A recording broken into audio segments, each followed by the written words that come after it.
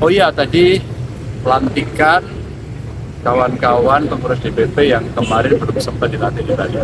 Jadi Ibu langsung melantik, memang suasananya agak menarik karena pada saat dibacakan sekjennya belum ada. Terus Bu, yang satu bagaimana begitu katanya? Ya udah diumumin, siapa Bu? Gak ada yang tahu kok. Loh yang itu yang mana Bu? Terus Bu nyebut, ya Hasto lah gitu. Terus Hasto berdiri, terus dilantiklah bersama. Ya cepet aja tadi. Tapi ada alasan dengar nggak sih Mas kenapa Pak Hasto lagi yang akhirnya diangkat menjadi Ketua Umum punya kewenangan penuh untuk menentukan dan Ibu tidak menyampaikan cerita itu, hanya memang ada satu yang menarik sebelum pelantikan dilakukan.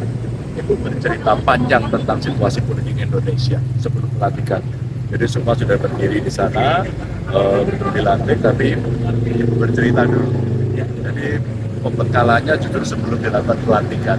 Itu Ibu cerita situasi politik Indonesia lah. Tapi ada tugas khusus nggak sih Mas untuk Mas Hasto di periode ini Ada menjadi sekjen kembali? Ada tugas khusus sebagai sekjen itu.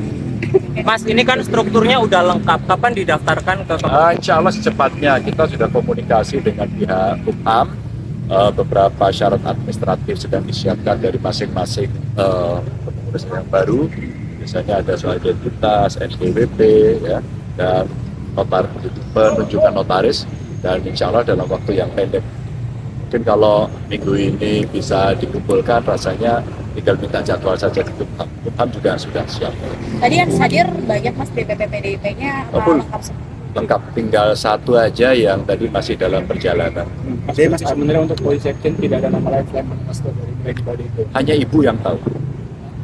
Kalau kita lihat dari sebelumnya Pak Ahok juga sempat tersandung masalah gitu ya, tapi dianggap partai tetap bisa mengisi di pusat. Nah ini KPK juga, apakah ini artinya Ibu memang memberi ruang itu kepada kader-kadernya yang dianggap sebenarnya tidak ada masalah hukum dan lain-lain?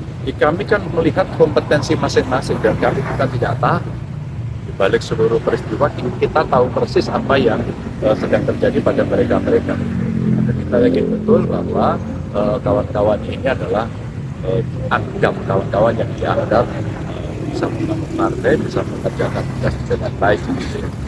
di antara pesan Bu Mega apa yang paling digarisbawahi, yang paling ditegaskan Mas? Kalau hari ini yang paling penting tadi justru pada isu-isu penting, kader mesti turun, nanti akan ada dibagi pada wilayah-wilayah ya, pengampu wilayah semacam itu, dan justru yang menarik buat kami adalah Ibu tidak hanya concern pada bagaimana pemilu ke depan, tapi concern pada harga beras hari ini.